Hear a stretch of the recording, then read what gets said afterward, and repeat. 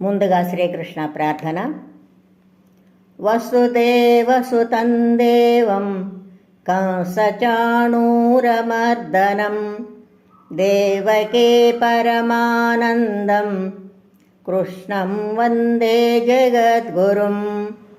శ్రీకృష్ణం వందే జగద్గురుం. జై శ్రీకృష్ణ. ఇప్పుడు శ్రీమద్ భగవద్గీత 2వ అధ్యాయం సాంఖ్యయోగం నుండి 33వ శ్లోకం నేర్చుకున్నాం. Now we will learn Shrimad Bhagavad Gita chapter 2 Sankhya Yoga 33rd శ్లోక. అథ చేత్వమిమం ధర్మ్యం అథ చేత్వమిమం ధర్మ్యం అథ చేత్వమిమం ధర్మ్యం సంగ్రామం న కరిష్యసి సంగ్రామం న కరిష్యసి సంగ్రామం న కరిష్యసి తతః స్వధర్మం కీర్తించ తతః స్వధర్మం కీర్తించ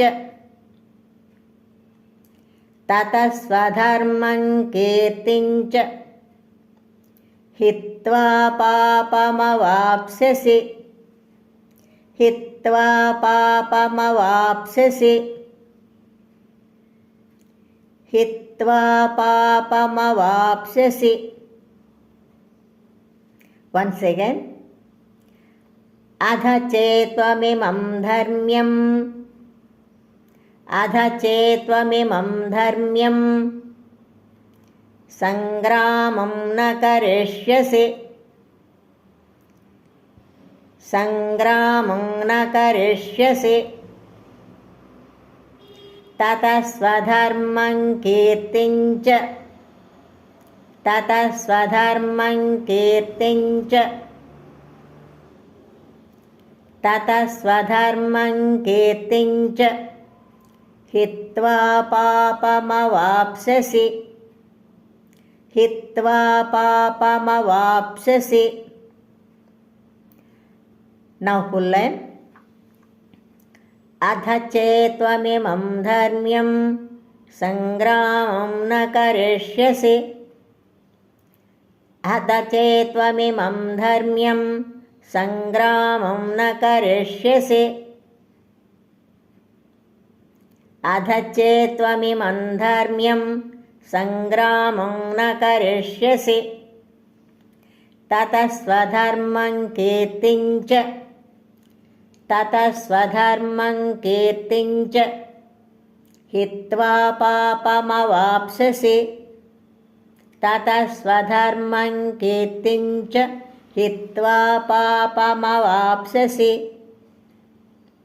తతః స్వధర్మం కీర్తించ హిత్వా పాపమవాప్స్యసి.